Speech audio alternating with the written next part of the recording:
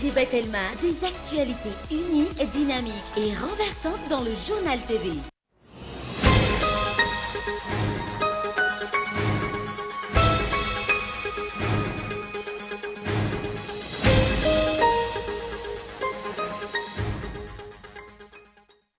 Ampitomboana impolo isanjato ny tany fampiasana fandradram-piterana moderna araka ny voatra nandritra ny fanokafana ny fotoana andoam-pirenena momba ny fandradram-piterana tamin'ity androany ity.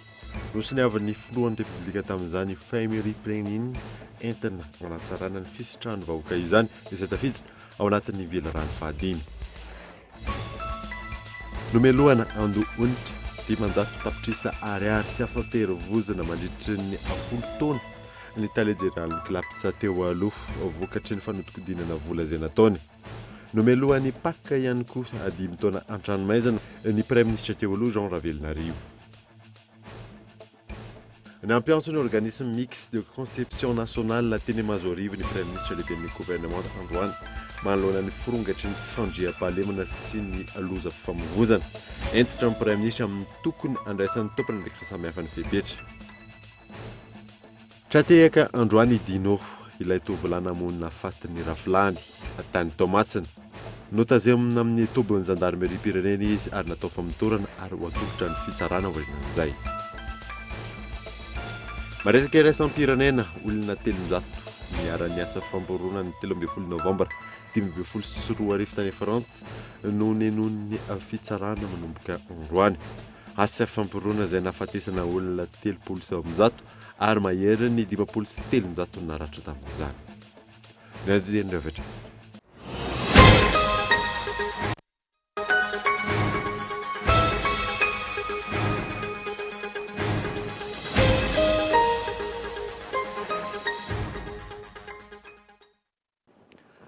Salandra tompoko lasy tompoko vavy fotoana vaovao eto amin'ny Koldeveka manasanao ary anaraka izany hatramin'ny farany.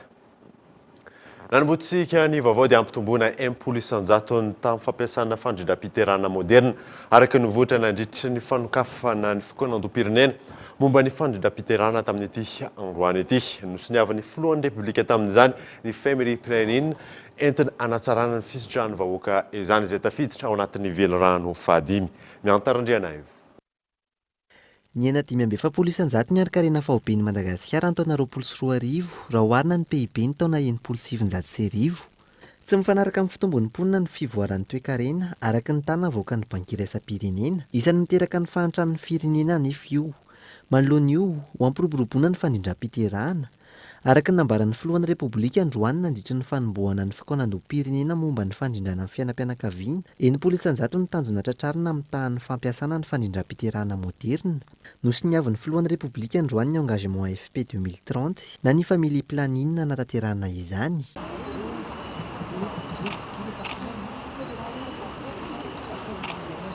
Miainga amin'ny kolontsaina ny ahafahana manatratra io tanjona io, misy ireo toromarika nataon'ny filoha mikasika izany. Izay no antony tsy maintsy anaovana laharam-pameana ny fifandrindrana, ny fiainam-pianakaviana na ny fanabeazana izany marina kokoa zany. Misy fomba tsy maintsy hovana. Isika rehefa manambady, rehefa mangatabady aloha dia eto miafatra ho an'ny mpikabary ny mpangatabady. Bahoaka izay ny hoe hiteraka fitolahy fitovavy. Tsy velona intsony raha fitolahy fitovavy. Ary eto amin'ity anaovana kabary eto ihany koa no manome toromarika ireo be ny tanàna rehetrarehetra manerana ny nosy. Indrindra moa zany fa tonga eto Antananarivo mila ovany iny ao anatin'ny boky mpianakaviana iny. Inona ny ao anaty boky mpianakaviana dia izay mihitsy hoe mba hiteraka fitolahy fitovavy. Tena tsy mety intsony zay fa aleo hiteraka amin'izay iriny ny vehivavy. Ary indrindra ny zavatra tiako ambary eto androany dia zao: zoan'ny vehivavy ny safidy ny hiteraka aloha na tsy hiteraka. Zoan'ny vehivavy ny safidy ny isan'ny zanaka zay tokony ho aterana.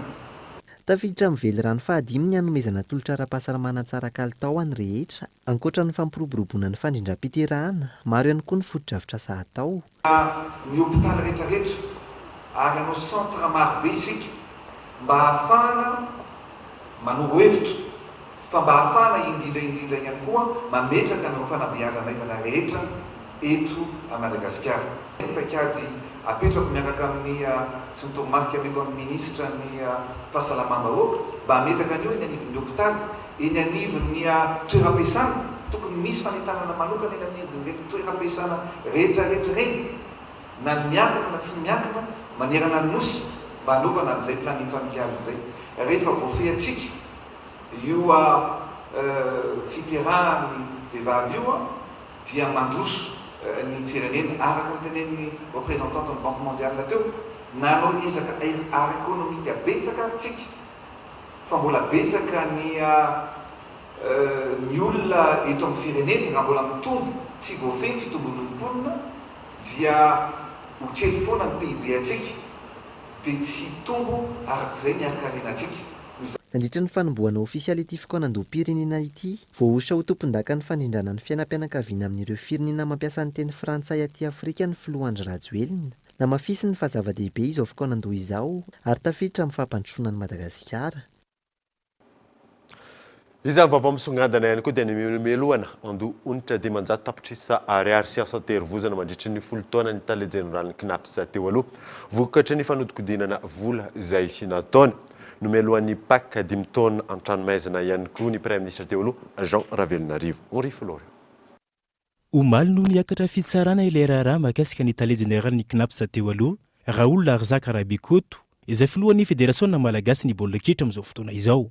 Voarohirohy tamin'ny fanodikodinana volam-panjakana, fanaparam-pahefana, hosoka sy fampiasana hosoka ity tale jeneraliny KNAPS teo aloha ity, ka nomeloan'ny PAK na ny pôle anticorruption handola mandy mitentina dimanjato tapitrisa ariary sy hanao asa an-terivozana mandritra ny folo taona ihany koa. Ankoatra io, ny tsy fahafahana manao ny asa-panjakana mandritra ny folo taona. Efa misy ihany koa ny mandat d'arrêt international isamborana azy amin'izao fotoana izao raha ny fantatra. Ankoatra ny Raoul Larzaka Rabikoto, isan'ireo voasarimotra amin'ity raharaha ity ihany koa ny Prime Ministre teo aloha Jean Ravelonarivo, tompon'ilay orinasa nampiasaina hanodikodina volam-panjakana. Nomeloan'ny fitsarana 5 taona an-tranomaizina ity farany. Voasazy Andolamandy, 200 tapitrisa ariary ihany koa ilay orinasa nisahana ny fanamboarana ny complexe sportif eny Votovorona, ary tsy afaka miasa mandritra ny 1 taona. Olona 4 hafa ihany koa no voapanga amin'ity raharaha ity.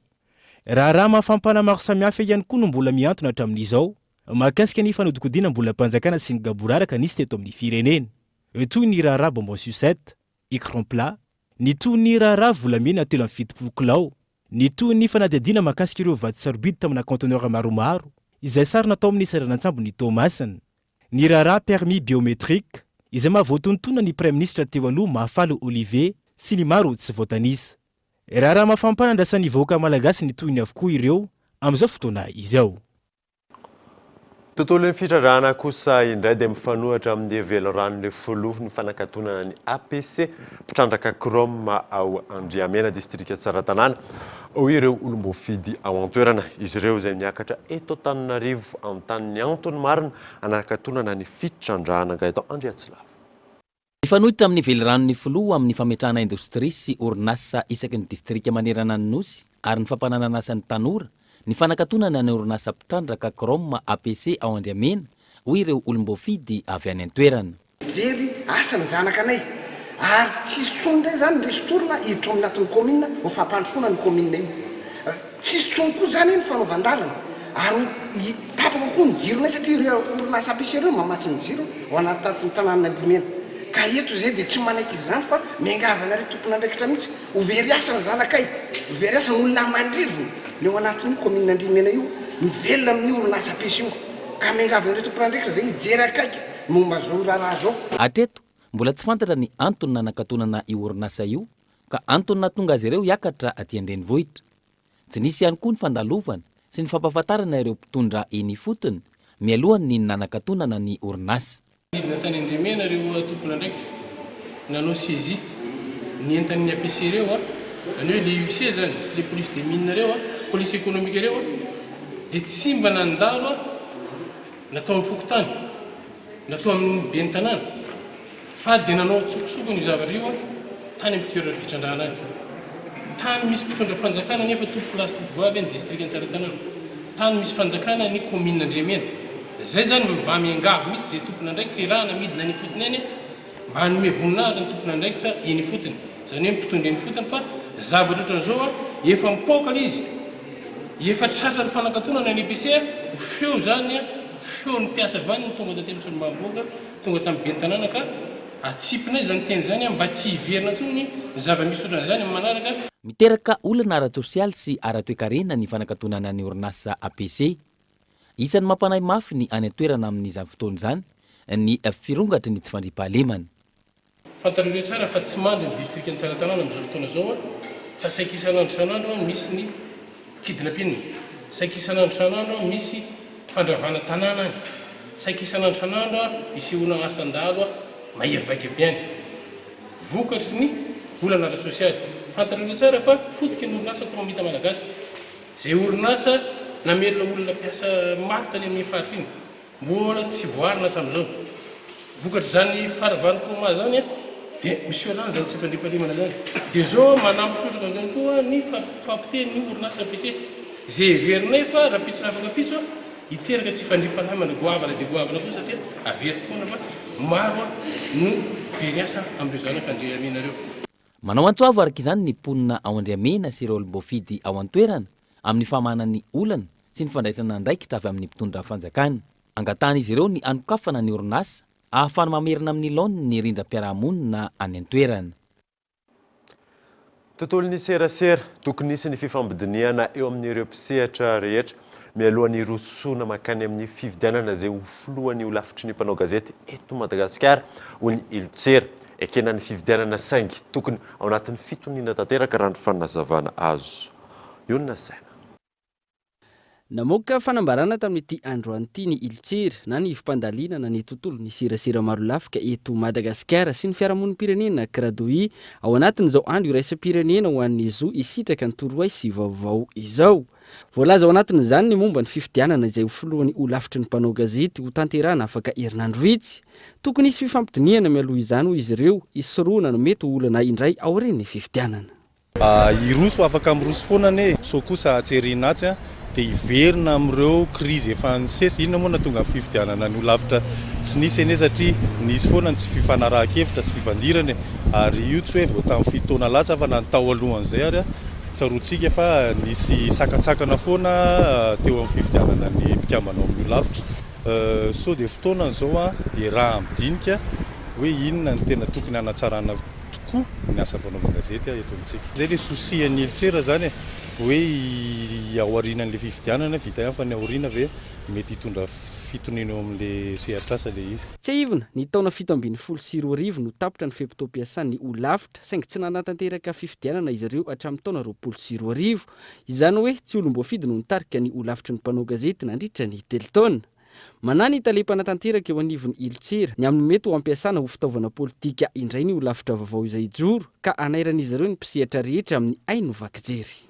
Nandritra ny 4 taona tsy nisy fifidianana, nisy fotoana ihany koa rehefa tsy nisy ordre mihitsy zany hoe azo lazaina hoe tena firosoana ao anatin'ny fanatsarana fisian'ny fifidianana saingy kosa tsara raha mizotra ao anatin'ny fitoniana eken'ny be sy ny maro dia amin'izay moramora kokoa ihany koa avy eo rehefa mivaly ny fifidianana mampandroso ny asa fanaovana gazety zany fa tsy janona foana miresaka hoe adila politika sy ny asaka fanaovana gazety. Misy foana n'izay fanindriana hoe mba olafitra manakaikikaiky fironana ara-politika amin'izay fitondrana misy. Io tsy natsy izao ihany fa efa izay foana ny zavatra nisy teto ny tanjona dia ny fanovana ary ny hoe fitsabahan'ny politika ny mino fa mpanao gazety ihany koa olom-pirenena samy manana ny sosy andraikitra ny tsirairay avy ary afaka mandanjalanja amin'ny hoe fanapahan-kevitra raisiny amin'ny asany andavanandro. Ao amin'ny volavolan-dalàna amin'ny feny serasera lanina sy mpanitsina teny amin'ny antenimieran-dolona ny 8 ny volana Jona 2022 ary namafisy ny antenimieram-pirenena ny voalohany volana Jolay 2022. Isan'ny hitondran'ny loholona fanitsina ny momba ny firafitra sy ny fomba fiasa ary ny fifidianana ireo mpikambana eo anivon'ny olafitry ny mpanao gazety. io lalàna io no nentina nanomana sy ny karakara ny karatra mamatiana sy ny fifidianana izay ho filohany ho lavitra amin'ny 11 volana oktobra izao. Ary ny voamera hitambarana isasana foibe na ny CPC no mikarakara ny fifidianana araky ny didim-pitondrana nivoaka ny taona 2024. Ity voamera ity izay ahitana olona 7 ka 3 solotena avy amin'ny ho lavitry ny mpanao gazety, iray avy amin'ny vondron'ny mpanao gazety zokiolona, 2 avy amin'ny lehibena orinasa-gazety ary iray avy amin'ny ministera. Saingy tsy nandefa ny solotenany ao anatin'ny voamera io ny ho lavitra hatramin'izao na efa voafaritry ny lalàna aza izany. Araka ny hita tao anatin'ny lohatenim-baovao teo dia nampiantso ny organisme mixte de conception nationale teny Mazorivo ny Premier ministre lehiben'ny gouvernement tamin'ity androany ity manoloana ny forongatra ny tsy fandriam-pahalemana sy ny lozam-pifamoivozana. Entitra ny Premier ministre amin'ny tokony andraisan'ny tompony andraikitra fepetra. Henri Florian. Maro samihafa ny trangana tsy fandriam-pahalemana ny sehy tato ato saika manerana ny nosy, fa teo ihany koa ny teo anivo ny lalam-pirenena. Nampiantso ireo tompona andraikitry ny fandriam-pahalemana rehetra manerana ny nosy na ny organisme mixte de conception nationale ny Premier ministre lehiben'ny gouvernement Tatsekriston Androany niaraka tamin'ireo mpikambana io anivon'ny gouvernement miandraikitra ny ministera avoakasika izany. Araka ny fanazavana nentin'ny Premier ministre ny faritra afovoany andrefana hatrany atsimo andrefana no tena isehoany ny asandahalo sy ny tsy fandriam-pahalemana amin'izao fotoana izao ka nodinina tsirairay teo anivon'ny OMC national ny tranganisy ireo ary nisy ny fanapahan-kevitra ho raisana mba hamerenina ao anatin'ny fotoana fohy ny fandriam-pahalemana manerana ny nosy. Izay dia dinina teto anivon'ny OMC national ny trangamisy hatramin'izay sy izay fanapahan-kevitra izay ho raisina mba hamerenana fotoana fohy dia fohy ny fandriam-pahalemana sy filaminana amin'ny faritra reny. Dia ihany koa fa taorinan'ny Covid aty an-tanàn-dehibe dia ahitana tranga na mbola vitsivitsy zany zao makasika tsy filaminana sy fandriam-pahalemana. Dinina lalindray koa zany teo anivon'ny OMC national androany mo hitanareo ny andalana satria mo tsy eto moa ny razana an'izany rehetrarehetra zany mitandrifina azy mba hamerenantsika fotoana fohy ny fatokisan'ny vahoaka indrindrindrindra ny filaminana sy fandriam-pahalemana zany era Madagasikara ary anatin'izany ihany koa ny aty andrenivohitra ny tanàn-dehibe sy amin'ny reny lalam-pirenena reny. Hentitra ihany koa ny Premier ministre ny amin'ny tokony hahahentra ny fanaramaso ny fiara-rehetra mifamezivezy mba hisoroana ny lozam-pifamoivozana izay nitranga tatoato izay. Ny toromarika fanomena moa mahakasika an'izay dia tsotra. Voalohany ny fanatevenana aloha ny contrôle mahakasika ny automobile reny satria miaingany ohatra ka ratsy ny ataoko hoe ny contrôle technique mahakasika ny automobile reny dia mety analozana farany. Faharoa dia ny fafana manentina ihany mitondra fiara amin'izay fafangany fandehanana zay nisany manentina mihitsy ny izay hatrany amin'ny passager rehetrarehetra mba mahita zavatra tsy miloatra amin'ireny mba hiteny ihany koa ary ny police de la route moa fena amin'ny lalana reny ary azo tenenana moramora ny fandehan-javatra ohatran'ireny. Voatona tao anatin'izany resaka fandraisana andraikitra izany ireo mpitandro ny filaminana misava eny anivony lalam-pirenena amin'ny fampiarana ny lalàna ary ny fanentanana ny mpitondra fiara rehetra ny tenany mba handanjalanja ny hafianganam-pandeha ho fitsinjovana ny ain'ny samy malagasy. Tontolon'ny fifamoivozana isy ny fitsiriana ara-teknika atao amin'ireo taxi brosy rehetra manerana nosy eo am-pialana ny toby fiantsonana ary isy ihany koa ny fiofanana omena ireo mpamily. Ireo no isan'ny fepetra izay ho raisin'ny ministera tompony andraikitra manomboka izao fiona saina. Raha ny antontanisa teo anivon'ny direction générale de la sécurité routière ny 700 ny lozam-pifamoivozana dia vokatra ny tsy fitandrema ny mpamily raha olana ara-teknika ny 700. Nandray fepetra manoloana izany ny ministera ny fitaterana sy ny foibe fitsarana fiarakodia taoriny ireo lozam-pifamoivozana ny fanesy tatoato namoizana ain'olona maro. Izany amin'izany ny fitsiriana eo am-piaingana atao amin'ireo taxi brosy rehetra araky ny nampahafantarina teny amin'ny toby fiantsonana fasany karana androany. Isy ny fitsiriana fiara ara-teknika, fitsiriana ara-teknika ny fiara ety amin'ny toby-piantsonana zany anisan'izany fahasankarana sy makia ahafahana mijery ny fahatombana ny fiara zany alohan'ny ainga. Ao anatin'izay ihany koa dia misy ny fampiofanana izay omena an'ireo mpisehatra indrindra zany ireo mpamily fiara ahafahany zany mahalala ny lalàna rehetra mifeny fifamoivoizana ary koa ireo fepetra tokony miraisiny zany manoloana ny mety hotranga na olana eny amin'ny lalam-pirenenana koa tsika n'le GPS izay tsy mbola ny tereny ministera ny fampiasana azy eto fa fanentanana ho an'ny tompona fiara satria iny misy signal avoakany rehefa manao excès de vitesse ary ho an'ny coopérative sasatsasany moa dia misy fepetra raisina mihitsy rehefa tratra le chauffeur fa manao excès de vitesse eny. Antenaina fa itony fampiarana ireo fepetra ampianana ny loza-pifamoivoizana mba tsy ho aorian'ny loza hatrany fa hoy sy ny fandraisana andraikitra. Ny tsy fahaizana panneau de signalisation no isan'ny mahatonga ny lozam-pifamoivoizana na eto an-drenivohitra izany na any amin'ny lalam-pirenena. Maro araka izany tanora ankehitriny no mihazakazaka mianatra izany ary maka permis de conduire. Nambina Ravelo Arso. Tsy voatery fahamamona, tsy fampintorimaso na afainganam-pandeha no mahatonga ny lozam-pifamoivoizana fa tsy fahaizana sy tsy fanajana ireny panneau de signalisation ireny. Isan'ny antony mahatonga izany raha ny fanadiadiana. Eo an tsy fanajana an'le lalàna le fian'le fifamoivoizana koa aloha voalohany indrindra na misy panneau ary moa rehefa tsy hanaraka lalàna izy ne dia efa tsy mitombona mihitsy n'le panneau. Dia voalohany indrindra tokony apetaka tsara daholo mihitsy ny passage clouté sy ny panneau fa amin'izay mba hitan'le olona ny mpitondra tômôbila tsara hoe misy passage misy inona moa tele anda-tômôbila be dia be koa aloha tsy nianatra ao auto-école tena be dia be mihitsy tsy nianatra ao auto-école dia misy mandeha ho azy fotsiny amin'izao dia misy sasany le manana permis le vetivety fotsiny fa tsy nianatra any amin'ny auto-école izy zao. Misy amin'ireny panneau de signalisation ireny no misy mangalatra sy manimba no tsy fivoarana ara-toetsaina hany ka mety ampanahirana ireo mpandeha tongotra sy ny mpamily anefa izany. Galatra ireny misy tena ny jafy mihitsy dia angalariny ireny panneau ireo fa tsara ihany ny fanaraha-maso aloha. Mikajy an'ireny zavatra misy an'ireny ary mbola tonga ny accident maika moa tsisy an'ireny ve tsy tonga dia gaboraraka fotsiny fandehanan'ny fiainana. Zay aloha raha ny fahitako anazy dia io koa ny tokony hientsana ihany koa ny fanjakana faninjena an'ireny le mpanimbanimba fanana ny ombonana ohatra an'ireny zao dia fa karazana fanana ny ombonana. Zay ny tokony anabeazana ny olona zany mba hikajy an'ireny dia mba hitandrina an'ireny. Ny tombo ary nahazo vahana ireo mianatra mamily fiara tatoato raha ny fanadiadiana. Etsy ankilany, maro amin'ireo mpandeha tongotra sy ny mpamily tsy mahafantatra ireny panneau de signalisation ireny noho izay tsy fahampiny fanabeazana sy fampianarana izay raha ny fanazavana hatrany. Ny code de la route zany sanatry hoe disina niova fa le eto amintsika mihitsy zany ohatran'izay. Hitanareo raha ohatra hoe io zao misy hoe ty lalana tokony hoan'ny fiarakodia sy ny moto bisikileta, ty trottoir ho an'ny mpandeha tongotra, ty tsena ho an'ny mpivarotra, ty fiangonana ho an'ny mpivavaka fa tsy zany ny eto amin'izay fa angaro eny daholo izy rehetra. Ny fanarana ny lalàna sy ny fitandremana ho an'ny mpamily sy ny mpandeha tongotra isan'ny zava-dehibe mba hialana amin'izay lozam-pifamoivoizana mateti-pitranga na eto an-drenivohitra izany na amin'iny lalam-pirenena iny.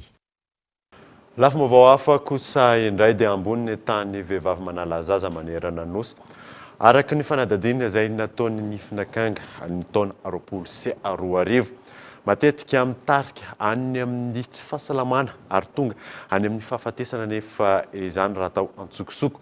Isan'ny ady efa natombo ny tompoko vavy Miray Rabenora izay filohan'ny CNDH teo aloha ny tokony harovana ny fahasalaman'ny vehivavy ary mbola mitohy ankehitriny izany miantarandriana eo. Tahaka izao ny ampanivoaka mpanadihadiana ny totsain'ny Nifinakanga ny 20 septambra 2024 ka hatramin'ny 20 oktobra 2024 tamina olona miisa 27,707 tamin'ny feritany maromaro manerana ny nosy mikasika ny fanalan-jaza eto Madagasikara. Tamin'ireo nanambara fa efa nanala zaza raika amin'ny 20 faingo aotra 500 izy ireo kristianina avokoa. Vehivavy 5 ka hatramin'ny 5 taona ny maro indrindra nanambara fa efa nanala zaza izay. Ankoatr'io, ireo lasa lavitra kokoa tamin'ny fianarana no eo amin'ny laharana voalohany manao izany. Izany hoe efa mianatra eny amin'ny oniversite ny mahery ny 700 nanambara fa efa nanala zaza.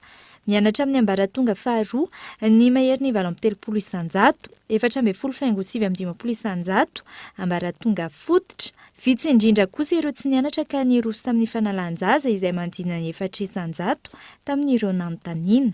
Eto amintsika tsy misy ny lalàna mamela ny anatotosana ny fanalan-jaza. Vokany, loza maro no matetika mitranga noho ny fanaovan'izany antsokosoko. Comme on peut le voir, ce sont les protestantes qui sont les premières avec 40,92. Araka ny hitantsika dia ny maro indrindra tamin'ireo nanontaniana ka nilaza fa efa nanala zaza dia protestante 7.2 isanjato, manaraka azy ny katolika 7.13 isanjato. Na io aza ny ta dia isika kristiana no tena mandasy tezitra rehefa resana mikasika an'izany. Nieritreretinay mikasika ilay hoe katolika dia ny hoe mety satria tsy azo atao ny fanabeazanaizana dia lasa maro be voka kokoa ny vehivavy. Midika ihany koa io ta io fa betsaka ny vehivavy kristiana mamoy ny ainy noho ny fanalan-jaza. Ça veut dire aussi qu'il y a plus de femmes chrétiennes qui meurent de l'avortement. Isan'ny ady nataon'ny ratompoko vavy Mireille Rabenoro filohan'ny CNIDH teo aloha ny fampanajana ny izony vehivavy sy ny fiarovana azy ireo amin'ny safidy tokony ananany kasika izay. Nambarany CNIDH androany fa ho tohizan'izy ireo izay ady izay. Alors que nous entrons de plein pied dans le 21e siècle. Amin'izao fotoana izao dia fantatsika fa isan'ny tena mahatonga fahamoizana ny olona ny fanalan-jaza tsokoso. Tao anatin'ny taona maro dia tombanana fa amina fanalan-jaza miisa 12 tapitrisa. Nahitana fiantraikany ratsy tamin'ny fahasalaman'ny vehivavy miisa mahery ny 7 alina izany. Matetika dia ny aina mihitsy ny atahorana noho izay fanalan-jaza tsokosoko izay. Fotoana izao mba hanovana izany, mba hametrana ny fanalan-jaza azo antoka izay notarihiny ratompoko vavy Mireille Rabenoro. Fehezany teny fo io fa midika zavatra bitsaka. Io no entintsika ankehitriny hanamarinina ny fahatsiarovana azy. Harmonise aujourd'hui l'hommage que nous adressons à son époux. Totosa androany nandritra ny fanamariana ny andro maneran-tany 3 l'avortement sécurisé, ny lanonam-pahatsiarovana ny ratompoko vavy Mireille Rabenoro.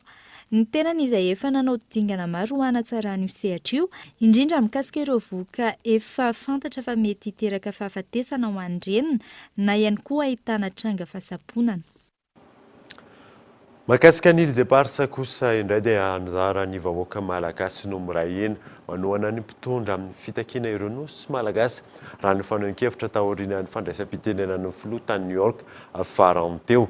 Tsy tokony sentsony ny fambolena korotana sy disadisa ampisarabazana ny malagasy raha ny fanadidina natao. Gaëtan Andretsilao. Taoriny ny fivoriam-be taona andian'ny fahaenina amby 70 ny firenena mikambana sy ny fiverenany ny filohan'ny Republikainy Madagasikara ny tanindrazana, niverina ao an-tsain'ny malagasy ary lasady hevitra eny anivon'ny fiarahamonina indray ny momba ireo nosy malagasy.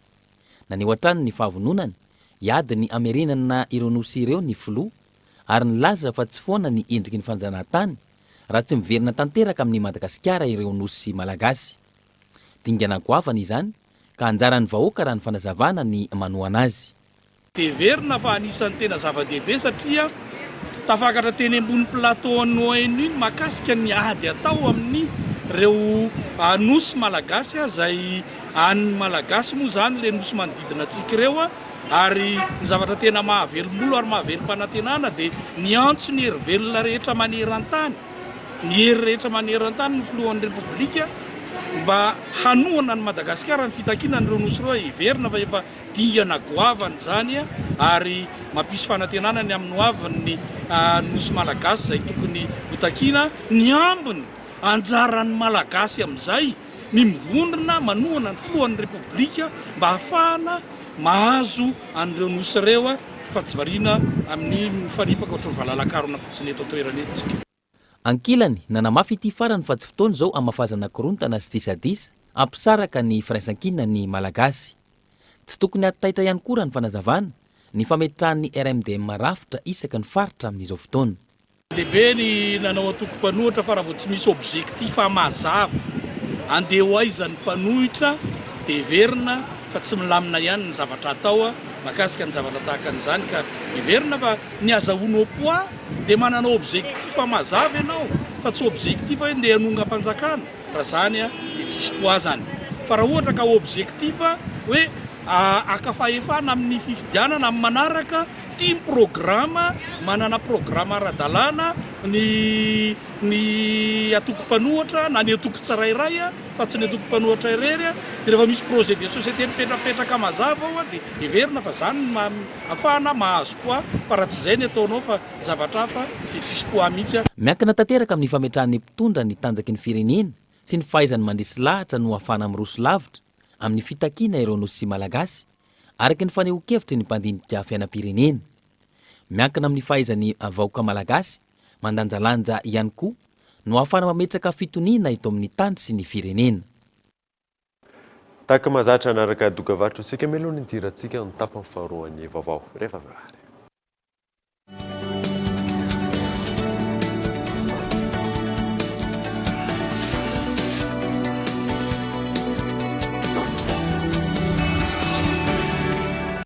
Partagez les fous rires, les découvertes, les petits plaisirs, les passions, les rencontres inédites, les moments importants, ensemble, autrement.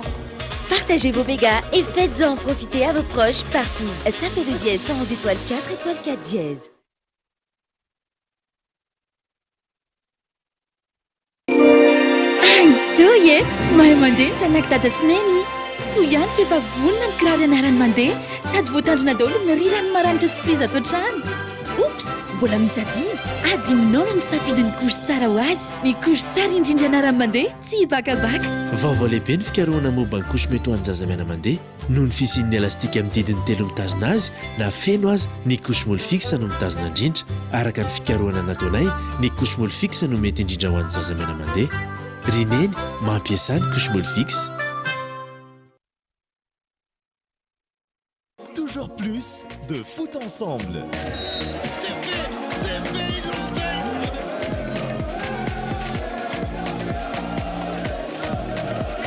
Voilà, on a l'épilogue de notre saison. Le meilleur du football européen revient à partir du 8 août sur les chaînes Canal Plus Sport. Réabonnez-vous en avance et profitez immédiatement de vos chaînes bonus avec la nouvelle semaine généreuse. Les bouquets Canal Plus. Sous le haut parrainage du président de la République de Madagascar, André Rajoelina, sous le haut patronage du Premier ministre chef du gouvernement Tsai Christian, le ministère des Affaires étrangères, le ministère de l'Intérieur et de la décentralisation et la région ITAS vous présentent Journée internationale des régions, 2e édition dans la région ITAS. Du 30 septembre au 2 octobre 2021 à l'hôtel Eucalyptus en Péfi. Partez à la découverte de la région ITAS, sa culture, ses plus beaux paysages et sites touristiques. Profitez de prix promotionnels sur les produits locaux, les excursions et les tarifs d'hébergement. Journée internationale des régions à Ampéfi, un rendez-vous à ne pas rater. Infoline 034 05 557 26. ITAS, cœur de Madagascar, ouverte à l'émergence de la génération future.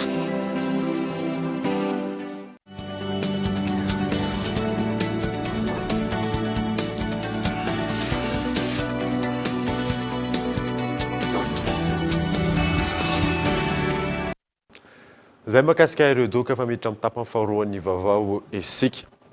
Maherin'ny 7 no mahazo vatsinankonana ao anatin'ny distrikan'ny Vohipeno afatra fitovinany akoatra ny tantsoroka arabola izay mivantana. Nanampy betsaka tamin'ny fampivelarana ny fiainan'ireo mpisehatra ny tantsoroka izay natao fanantena.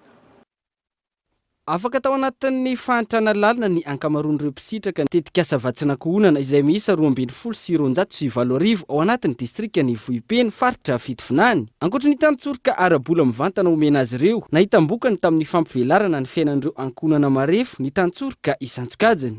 Ny tena tanjona ato zany ny fampianarana ny zazakely. Tosika ihany nanaovana an'le vatsinankohonana zany, fa ny tena zava-dehibe agnatin'ity zany dia ny fanentanana azy ireo hiatrika ny fiainany fa sy hoe ny fanomezana vola ny tanjona. Zay zany hita atao raha tena jinina agnatin'ny tetsikasa vatsinankohonana. na voafaritra mazava ho efatralina hatramin'ny R9 aza ny tanytsoroka arabola mivantana azony mpisitraka. Ankonana maro no navita dingan-davitra atao voapeno indrindra mahakasika ny fampianaran-jaza. Isany amin'izany ireto renim-pianakaviana ireto izay isan'ny mpisitraka ao amin'ny Fokotany Vatomasina.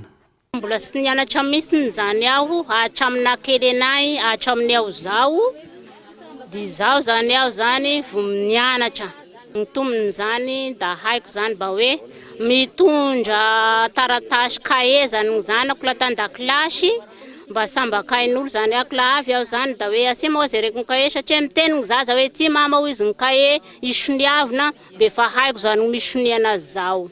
De klasy de 3e zany ny zanako nanomboako nandraisako vasinankonana. De ny raika ma zany mbola somary mbola kelikely zany tamin'izany de ny vola azoko tamin'iny zany nanoseko ny zokiny. De nahatongavany amin'ny université zany.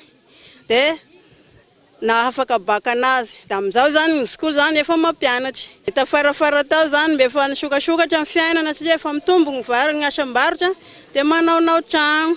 Tena vita tragno e mianaka tragno nonanay mianaka. Tsy ivona tetikasan'ny fitondram-panjakana amin'ny alalan'ny ministeran'ny mponina sy ny fiahina ara-tsosialy fa tsy ny banky iraisam-pirenena ary tanterahan'ny fida ny vatsinankohonana. Distrika 13 no misitraka ny tetikasa ary vola manodidina ny 4 lavitrisa sy 920 tapitrisa ariary no voazara hatreto. Izany hoe transfert monétaire misa 720 ary ny 4 ambiny hovitaina mialohan'ny volana martsa 2020 sy 2020. Ifanometanana amin'ny commune Tomasina amin'ny fandoavana ny karamany ireo mpiasan'ny solombavamboaka voafity tany an-toerana manoloana ny fitakiana ankehitriny. Ny vary mangatsiaka ny ben'ny tanàna teo aloha izao fa mahatonga olana izao hoy ny ben'ny tanàna. Henri Florio. Tonga nambalin'ny ansin'ireo mpiasa izay manana olana eo amin'ny lafiny karama eo anivon'ny commune Ambonivotry Tomasina Androany ny solombavamboaka voafidy ao an-toerana. Ny aino no etahitan'ireo mpiasa ireto mahakasika ny olana ny tsy vandray karama. Voromaro teo anatin'ny efitrano malalaky ny commune urbaine ireto mpiasa ireto naneo ny etahetany. Ny fitarainan'ny mpiasan'ny commune izay sy nandray karama efa enim-bolana ny sasany efa herintaona ny sasany dia mazava loatra za solombavamboaka tsy maintsy mihaino ny fitarainana ary dindrandrindra hihaino ihany koa ny teny ben'ny tanàna sy ny mpiara-miasa aminy satria araky ny fantatra zany ohatra dia misy olona ato manao quittance fosika zany hoe ny olona zany manao quittance kanefa le izy licence 10 de 4 milliards moa azon'le olona amin'izany quittance 10 zany ka nahoana de tsy maintsy miresaka amin'ny ben'ny tanàna za de angataka aminazy mba hamono conseil municipal mba hitondrako ihany koa sosikevitra. Manodidina ny 20 tapitrisa ariary ny teti-bola tsy maintsy eo ampelatana ny commune handaova ny karaman'ireo mpiasa isam-bolana. Tsy nahafahana nameno banga izay vary mangatsiaka efa nisy teo aloha ny toedrara nisy ankehitriny raha ny nambara ny ben'ny tanàna. Ny mpiasan'ny commune zany dia nizana nandray vola isam-bolana fa kosa ny arerelay fito volana sy 2 volana izay lazaiko teto tsy mbola tratra aloha zany hatreto tsy tratra aloha reny zany na dia efa tena hoe miezaka zay azo atao zany. Ny zavatra manampitrotraka ihany koa dia ny famaroany ny mpiasa tato maro ny mpiasa atao anatin'ny commune tonga teto aho zany any amin'ny 2346 ny tena nombre tato dia amin'izao fotoan'izao zany 2155 zany hoe tao anatin'ny fitantanako zany dia na afaka nampihena isan'ny mpiasa 191 izahay tato anatin'ny commune urbaine 191 ny mpiasa efa nalana satria no ny antony maro samihafa zany reo olona reo mety tsy miasa tao amin'ny commune koa fa mandray vola foana. Amin'izao fotoan'izao zany zay dia après ny covid iny mahatonga an'izao raha mafanafana zao dia eo le fahasahiranana ara-bola fa eo koa le ezaka fanadiovana zay atao anatin'ny commune na tiana na tsy tiana zany tsy maintsy zany zay mijery an'ireo mpiasa zay tsy miasa nefa mandray karamato. Ankoatra ireo mpiasa matoto miisa anjatony mbola betsaka ihany koa ireo mpiasa mandray karama ara-dalàna nefa tsy manao ny asa hanan-karamany ny commune azy ireo fa manao tsy dipahatra ny toeram-piasany izy lasa tarazy eo anivy ny fitantanam-bola ny commune raha nitatitra azo. Andrasana ny vahaolana vokatra izao savorovory izao mialohan'ny farantaona 2024 araka ny fangatahany ireo mpiasa. Mijanona ny Tomasina isika dia tratehaka Androany Dino izay tovolahy namonina fatin'ny rafilany notazomina amin'ny tobon'ny gendarmerie izy ary natao famitorana ary ho atolotry ny fitsarana ao aorianan'izay fanadina. taoriny fanomezana loharanom-baovao avy amin'ny tsara fisitrapo voasambotra ny zandary avy amin'ny kompagnie Thomas na androany maraina tokony tamin'ny sivora sasany tao amin'ny fokotan'Andranomady 1145 Idino lehilahy 70 taona izay tompony antoka tamin'ny fitifirana nakanahafaty any Odilon tovolahy 70 taona noho ny disadisa tamin'ny fiarana tamin'ny tovovavy 20 taona 5 andro taorian'ny tifitra nataony Dino any Odilon tratra ny zandary tao anatin'ny tranony fianakaviana ity farany. Iny zany vitany opération izay natao teo fanamborana ny lerangahy izay namono ny tifitra basy ny rafilahiny. Iny moa zany araka ny vaovao azonay no nahitana n'le toerana sy nahitana ny le rangahy izay nitifitra ny rafilahiny iny. Izay moa zany raha vao mahazo mission ohatran'ireny tsy maintsy miainga avy amin'ny briefing foana nomena consigne daholo ny gendarme rehetrarehetra niditra tsikelikely tany amin'le toerana. Soran'Andriamanitra moa zany tsisy basy nipoaka atao fa tratra soamantsara le tovolahy izay niafina tao amin'ny tranony fianakaviany ihany. Ny basy tsy hita tao efa nisavaina ny trano tsy hita tao ny basy mbola anatin'ny mikaroka ny aiza hoe spasy zany tsy maintsy mbola hotadiavina. Nandritra ny fisamborana azy no nanambarany ity nahavandoza fa natsipiny amin'ny toerana tsy fantatra ile basy taoriny nanaovana ireny fietsika feno abibiana ireny ary mbola karona fatotra amin'izao fotoana izao. Notazomina ao amin'ny tobony zandary alalainambava ihany koa ity farany ka aorian'izay voatondra ny fampanoavana ny raharaha. Nitazomina ihany koa ilay vehivavy miisa roa nitazona sy nandray any Dino tao atokantrano. Tontolo ny fanaova vaksiny kosa indray dia olona manodidina ny 500 hatramin'ny 3 hetsy isam-bolana no antenaina ho vita vaksiny fanefitry ny Covid-19 manerana ny nosy araka ny lamina napetraka raha nambaran'ny ministry ny fahasalamam-bahoaka tamin'ity androany ity. 2 herinandro aorian'ny fanatanterahana ny fanaova vaksiny AstraZeneca kosa no anomboana Johnson Johnson ho any amin'ny faritra raha ny fanazavana azo fanampanazavana. Tena andrematofolona tao anatin'ny conseil des ministres hoe ny miliona vaksina tsy tonga andremindesa ny miliona vaksina zay fa ny planification na indrindra ndamy napetraka dia ahafahana manao vaksina eo amin'ny 250-300 isam-bolana satria zany kapasitentsika zao fa mbola misy mpiara-manantika zany anantiny zay kapasité zay fakarana amin'izay isany vaksina arakaraka izay no nandany fahatongavan'ilay vaksina tonga tontsika tsy tokony misy hosimbo satria tsy narakaraka le fahefantsika manao anazy nisan'ny planification natongavan'atao. Lafim-baovao hafa kosa indray dia noho ny amarony ireo tanora tsy anasa sy tsy fampiny tsy nanasa eto Madagasikara tsy voatery andrandro asa-panjakana ireo tanora indrindra ireo navita fiofanana arakasa zava-dehibe ny ahafahana mampivoatra ny fifanampiana sy fifanomezan-tanana gaitao Andriatsilavo. Tetikasa misy 7 no nifaninana tao amin'ny FMFP na ny Fonds Malgache de Formation Professionnelle ka ny 20 amin'ireo no nahazo famatsim-bola avy amin'ny AFD sy ny vondrona Europeanina. Iray amin'izany ireto fikambanam-behivavy niofana ho mpanjaitra tena amin'ny fampianarana teknika sy ny fampiofanana arakasa sambodratrimo ireto izay navoaka tamin'ny fomba ofisialy androany. Rehefa vita ny formation an'izy ireo dia somary nametraka fanontaniana ihany zay ohatr'izay fanontaniana izay hoe waiz izy ireo kanefa noho ny fangatana nataon'izy ireo nentinay teo anivo mitantana ara-fanjakana dia isaorany ABDB madame le vice-ministre ny sport et jeunesse izay nanome milina fanjairana 10 moanay ary ireo fitaovana ireo no ezahanay sahady hoentina hiasa ary hitady hevitra izay hitady mpiara-miasa sy mpiara-miombonantoka ahafahanay mivelatra eo anivon'ny firenena ary indrindrindrindra anatanterahana an'ilay slogan hoe miara-monina amin'ny fampandrosoana. Fanampina ny vehivavy eny anivon'ny fiarahamonina no tandona ka nahatonga azy ireo ifanometanana sy ifanohana. Amin'ny ankapobeny tsy maharaka ny tsenan'ny asa eto Madagasikara ka mila mamoronasa ny tanora.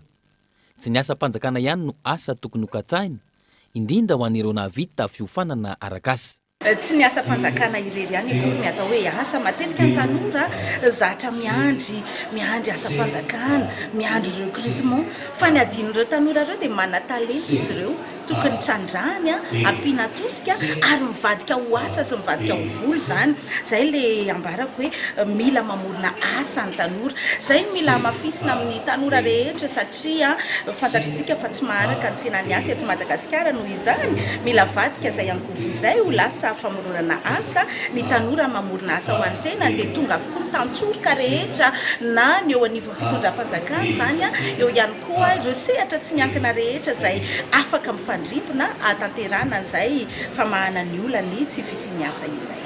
Raha te hivina nanomboka ny taona 17 naleo tena ka tsy niankina tamin'ny fanjakana intsony ny FMPF na ny Fonds Malgache de Formation Professionnelle ka ny AFD sy ny vondrona Européenne no mpamaty vola. Tontolon'ny finoana kosa indray dia nankalazana androany fa 7 andro na martiora ny zafikelany mpaminany Mohamad izay antsoina hoe Imam Hussein ho an'ireo mpino silamo niavaka ny fankalazana izany izay nataony Association Darul Hikma Ambohidratrimo izay no mariana tamin'ny fanaovana diabe fanampanazavana. Zafikeliny mpaminany ny silamo zay nanohitra ny tsirariny zay nanohitra ny tsindry azolena zay nataony ireo fahavalo zay nanohitra ny fanagejana na koa nanohitra ny tsy fanomezana zony zanak'olombelona tamin'izany fotoana izany ka amin'ny androany dia fahatsiarovana ny faha-7 andro zay nahafatesany ary ny zavatra zay nataonay androany moa dia nanao diabe dia tongotra nanomboka teto tamin'ny toerana na école zay antsina hoe Darul Hikma ka hatra any amin'ny stationnement sel zay eo amin'ny 2 kilometra ary koa am'izao fotoana zao dia misy fivavahana lehibe mba fankalazana izany fahatsiarovana ny 7 andro zay nahafatesany zany zafikeliny mpaminany ny islamo zay novonona mangetaeta natao fahirano sy ny sotro rano nandritra ny 3 andro izany ka zany mahatonga zay am'izao fotoana zao misaona mahatsiaro zany vonomoka nahazo an'izany zafikeliny islamo izany. Maresaka IRS ampirenena olona 300 zay niara-ny asa famporona ny 13 novambra 2023 tany Frantsa no nanomboka ny nohon'ny fitsarana tamin'ity androany ity asa famporona izay nahafatesana olona 30 ary maherany 57 no naratra tamin'izany fanandena. Manomboka androany 20 septambra ifandimby hoenona eny anivon'ny fitsarana ireo olona 300 niara-ny asa fampirorona tany Frantsa. Fiainona izay aritra herinandro 7 olona 12 isanandro no hoenona sy tantara ny zavananjo azy nandritry ny 13 novambra 2024 iny izan'izany ireo teny amin'ny stady, teny amin'ny terasy ary teny amin'ny Bataclan. Antsasaka nisan'olona izany fiainona izany hatramin'ny androany tsy mbola fantatra mazava raha hitontona amin'izay isa 300 izay ireo olona hoenona ireo. Raha ny fantatra ina yoatra izany raha ny isa marina ireo olona niarana izay asa fampirorona izay. Raha tsy ahivina olona 30 no maty ary naharatra na olona mihoatra ny 50 sy 300 ity asa fampirorona tranga tany Frantsa ity. Ny 9 septambra no efa nanomboka izao fiainona teo anivon'ny fitsarana izao. Misy 20 kosa ireo olona voaroroy, isan'izany Salah Abdeslam, olona tokana velona tao anatin'ny organisation du groupe islamique, tompon'antoka tamin'ity asa fampirorona ny tranga ny taona 2024 ity. Dia iny maresaka iraisam-pireneny manakatona vaovao tamin'ity androany angasahana nanaraka izany soava tsara atao.